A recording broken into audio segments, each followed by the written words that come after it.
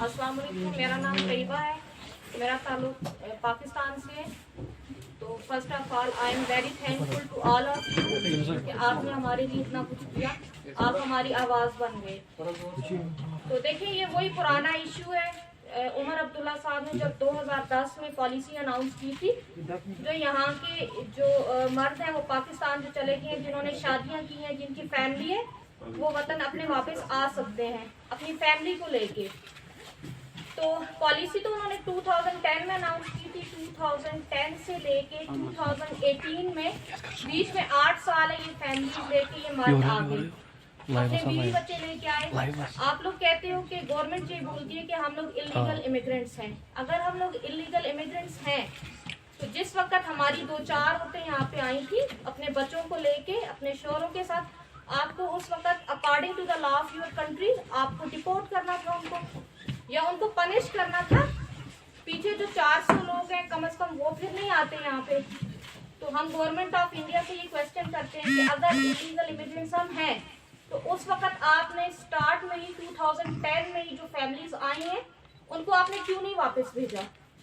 अगर आपने वापस नहीं भेजा, 2010 से लेके 2018 तक 8 साल का अरसा है, तो तकरीबन 400 के करीब हम औरतें हैं, लगभग 3000 हमारे साथ बच्चे हैं, और मर्दों को मिला के ये पूरा जो फिगर बन रहा है 4000 का फिगर बन रहा है। अगर 4000 लोग आपकी कंट्री में इलीगल एंटर हुए हैं तो आपने कार्रवाई क्यों नहीं की है?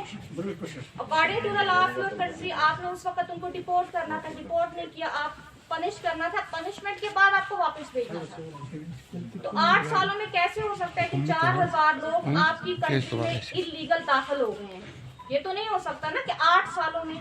हाँ, 1 साल में 1 महीने में हो सकता है, 8 सालों में आपने उस वक्त नहीं देखा है कि ये लोग किस तरह से एंटर हो गए। अब अगर हम लोग आ गए हैं, ये हमारी गलती है, ठीक है, आप हमें इस तरह कीजिए।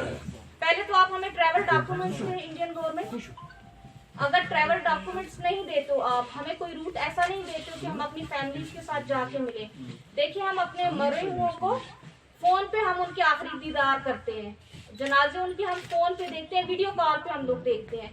इससे बड़ा जुल्म, इससे बड़ी नाइंसाफी क्या हो सकती है? चाहे आप पॉलिटिशियन हो, आप जर्नलिस्ट हो, आप किसी भी फील्ड से ताल्लुक रखते हो, आपके घर में भी बहनें हैं, आपके घर में भी बेटियां हैं। अगर आपकी बहन, आपकी बेटी 9 साल, 10 साल, 12 साल अपने मायके ना आए, या किसी गैर इलाके में किसी दूसरे देश में उसकी डेथ हो जाती है, उसकी डेड बॉडी आप नहीं देख पाते हो, तो आप खुद सोचें, एक बाप बन के, एक भाई बन के अपनी बहन को, अपनी बेटी को सामने रख के आप ये फैसला करें कि क्या हम गलत हैं?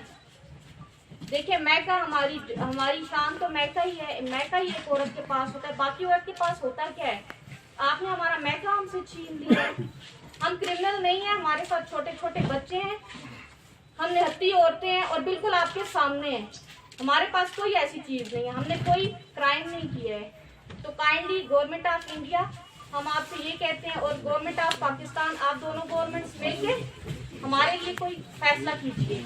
या तो आप हमें डिपोर्ट कीजिए, गवर्नमेंट ऑफ इंडिया से हम कहते हैं। अगर डिपोर्ट नहीं करते, ट्रैवल डॉक्यूमेंट्स दें, कुछ ना कुछ आप करें। देखिए, आप ये बात सुने कि हमारे जो हस्बैंड हैं वो इंडियंस हैं, ठीक है, वो यहाँ के हैं, हमने उनके साथ शादियाँ की हैं, हमारे बच्चे हैं। अगर आपने हमारे हस्बैंड जो है उनको अलाउ किया वापस आने के लिए, आपने ये भी कहा वो फैमिली लेके आ सकते हैं।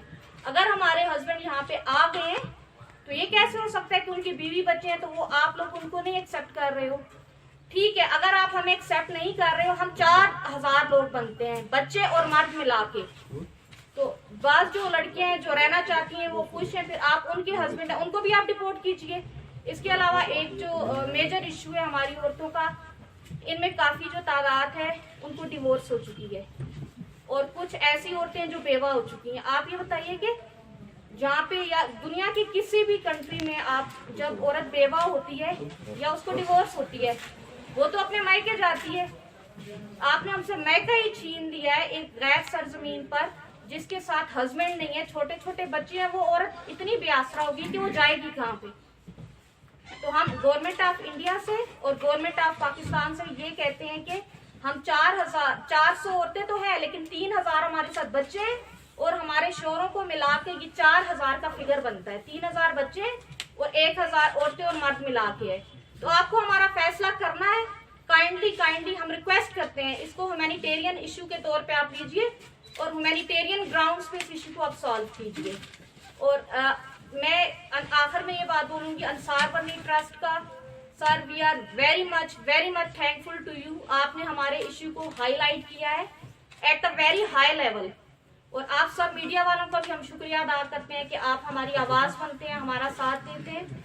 तो हम इंसानी हुकूक की जितनी तंजीमें हैं जो औरतों के लिए काम कर रहे हैं, जो बच्चों के लिए, क्योंकि ये औरतों का भी मैटर है, ये बच्चों का भी मैटर है, ओवरऑल एक इंसानी इशू है। हम आप सबसे रिक्वेस्ट करते हैं, हम यूनाइटेड नेशंस को भी कहते हैं कि आप अगर हमें सुन रहे हैं, देख रहे हैं, काइंडली हमारे इस इशू को आप भी सॉल्व करने में अपना रोल अदा कीजिए।